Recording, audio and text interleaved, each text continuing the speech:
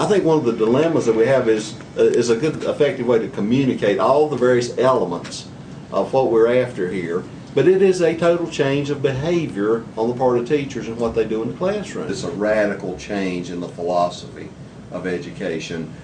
We've talked about in this system best practices, and obviously there's been small groups of teachers who always bring excellence to the classroom, but the Bright Ideas has a cornerstone of the habits of the mind and a philosophy that everyone can use, and that's the big difference that I see. It's not just that the all-star teacher can do a good job, but by changing teacher attitudes and teachers' dispositions in the classroom, we can encourage a change that is phenomenal in terms of the results for children, because we're talking about managing instruction, we're talking about planning in a way that's different, we're talking about giving children the opportunity to use their imagination, to use all of those various habits in positive ways in the room, creativity.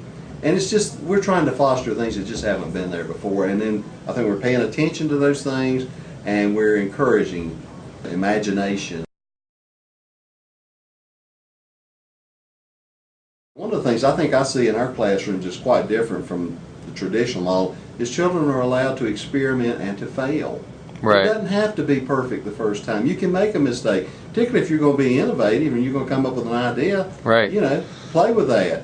What really impressed me was the vocabulary of those children, understanding the words that they were using complete sentences, and actually thinking about questions before they answered. It was not just simple recall, and that's a big change in behavior.